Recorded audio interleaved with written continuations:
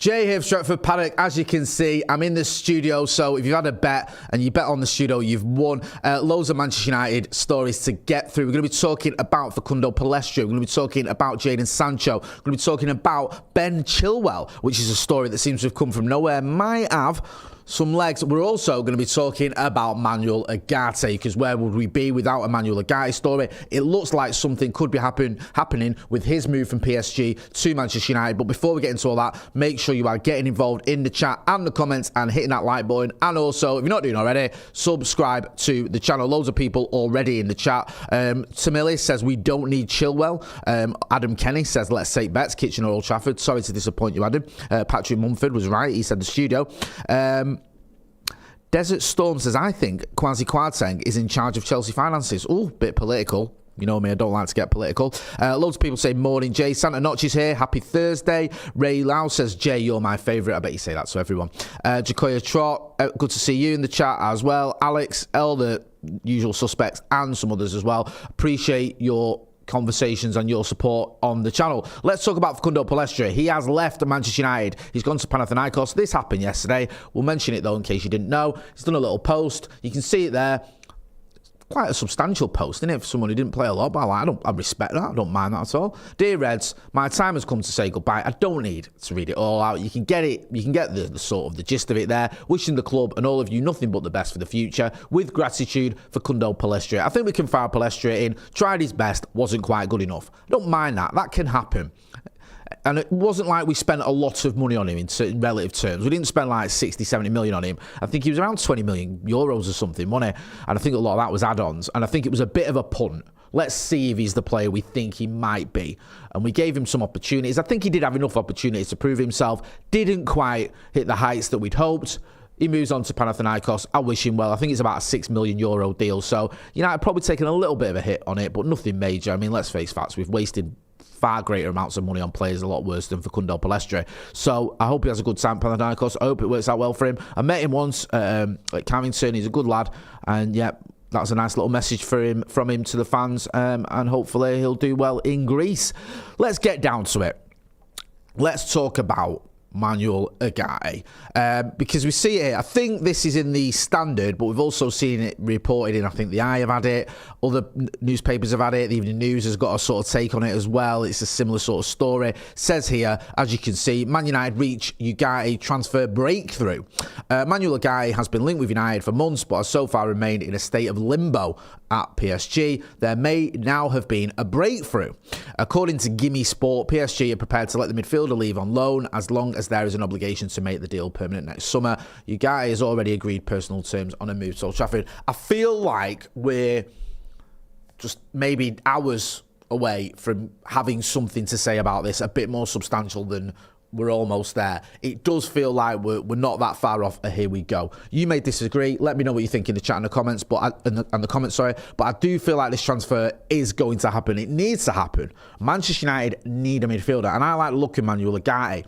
Now there was talk of us getting Sander Berge at one point. Do you remember? And it felt like we were settling a bit there, like trying to convince ourselves that he could be the one. He's gone to Fulham. A lot of people weren't happy about that, not because they thought Sander Berge was particularly the answer to all our problems, but that stopped Scott McTominay going to Fulham. However, if Fulham weren't willing to pay the right amount of money, then I don't think you should let Scott McTominay go on the cheap. He's still a very useful midfielder, so we can forget about that one. That hasn't happened, but it looks like there could be some movement here on Manuel Ugarte. Desert Storm says, Pellistri wasn't bad at all, going back to Pellistri, just didn't make any impact. Ant L says, Jay looking resplendently shiny today, my friend. Thank you.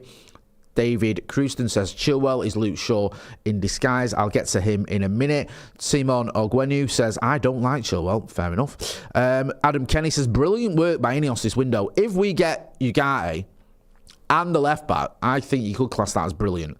If we get Ugarte, it's very, very good. As it stands, it's a decent transfer window. But I think if we don't address the midfield issue, then it's going to disappoint me. I'm not going to lie to you. Ryan Pitt says, I'd rather have bought Berge than overpay for Ugarte. So he actually preferred the Sander Berge deal. Robert Brennan says, should a cheeky bid of 10 or 15 million be put in for Chilwell? Chelsea have shown their hand, so we could get him on the cheap. It's weird, isn't it, with Chilwell? because I think the manager, Maresca, did mention him and did praise him. But Maresca's done this thing where he says basically he hasn't got 42 players. Everyone that says Chelsea have got 42 players in the squad is wrong. He hasn't. He says he's got 21. He said also his maths was off. He said, I've got 21 and the other 15 I don't bother with or whatever. So, right, okay, well, that doesn't make any sense. But basically what he's saying is he's split his squad in half. He's got the haves and the have-nots. And the haves he's having in his squad, he's having in his training. The have-nots, they're training with the resis or, doing like what Jadon Sancho was doing last season at Manchester United, eating the dinner in the canteen with the kids. It's all a bit weird at Chelsea, innit? They've just got far too many players. And it doesn't look like they're going to stop buying players as well. They're still trying to sign, I think, Vitor Osimhen. They've been linked with Jadon Sancho, which I'll get to in a minute. But they obviously need to offload some players. I think Raheem Sterling has made his feelings clear. He wants to leave, or he looks like he's going to leave. They don't want him. He's not even training with the first team. I mean, if I cared, I'd probably feel a bit bad on some of these players. But, he signed for Chelsea.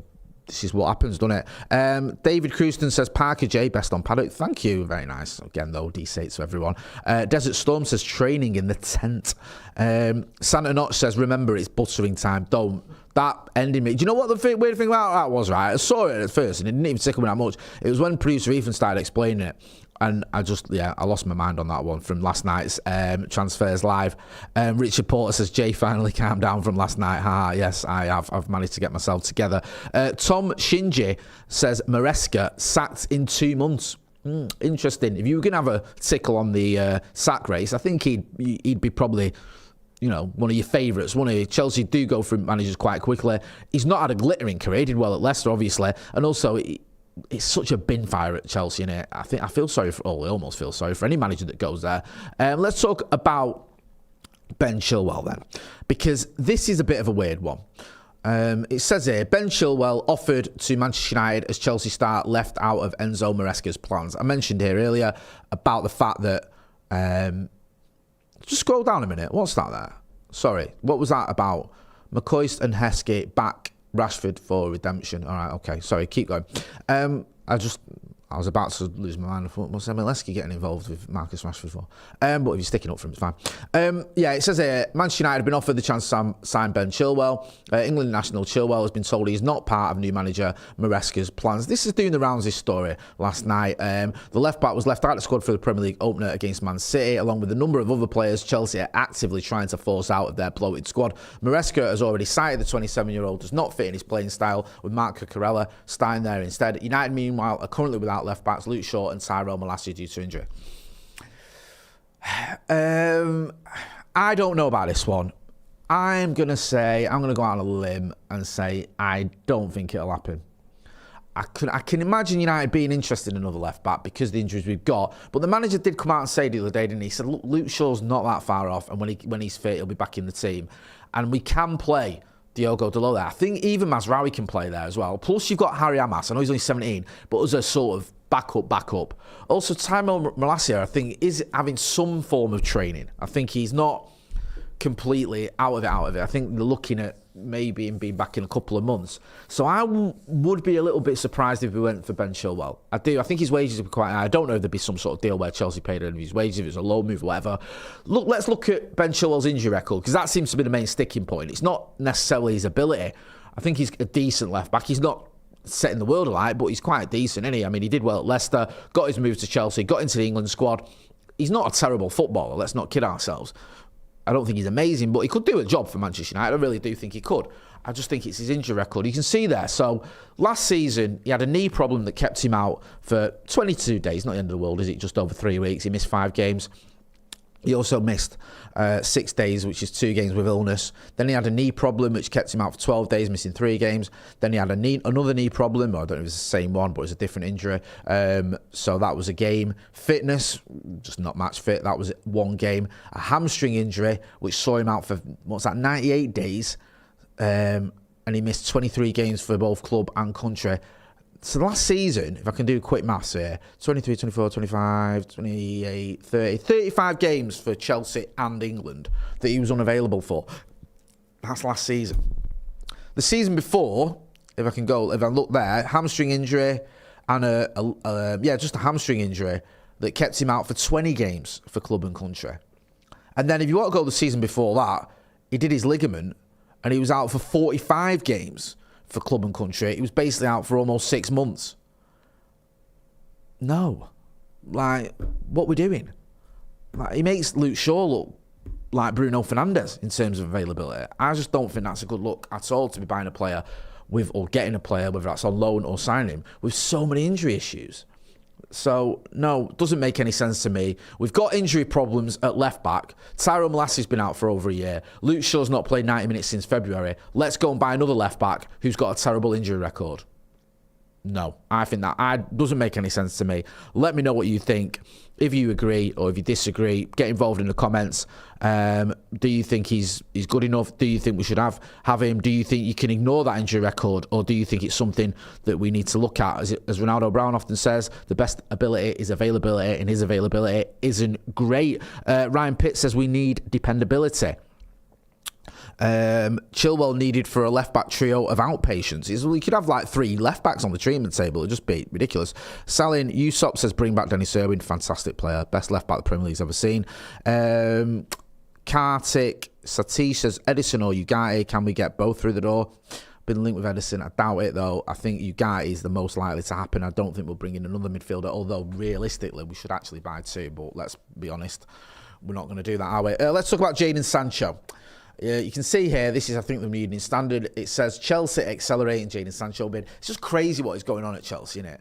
Enzo Maresca recently hinted Chelsea could yet be active in the transfer market, and few would doubt him. Indeed, the latest shot name linked with the club is Jadon Sancho. The Athletic, so it's credible, suggests Manchester United are preparing themselves for a late offer from the Blues for the winger. Now, Jadon Sancho is a very good footballer. He is. And he might work at Chelsea.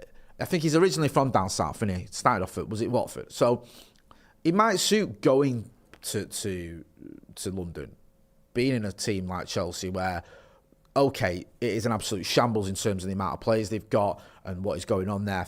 42 squad members or 42 people in your squad. I know all of them don't get in the team or don't make the matchday squad or whatever, but it is a bit of a bin fire. However, if he was to go somewhere and he wanted to stay in the Premier League, there's a lot worse options than going to Chelsea, who you'd expect to at least be challenging in the top half of the table, have got some good players as well, despite what is going on there. And maybe that suits him just because of the fact he stay in the Premier League and he'd be in London as well. So even though there's a lot of reasons why you think this doesn't make sense, there's a lot of reasons it does. And I think it could happen. Now, people might go, well, why would they get rid of Sterling and bring in Sancho? For starters, I think Sancho, his stars on the rise isn't right. He's done enough still, I think, last season to show there's still a player there. He has. I think it's too quick or too early to dismiss Jadon Sancho. I don't think you can say Jadon Sancho is a spent force. I don't think you can say that.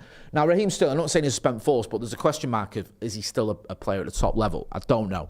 I think the fact that Jadon Sancho is a lot younger than Raheem Sterling, the fact he has just been to a Champions League final, he is an exciting player. It kind of makes sense to me. I don't know. Let me know what you think. I'm probably not explaining it very well, but maybe it's just a feeling. For some reason, I could see this happening. I could. I think that this is one of those signings that wouldn't actually surprise me.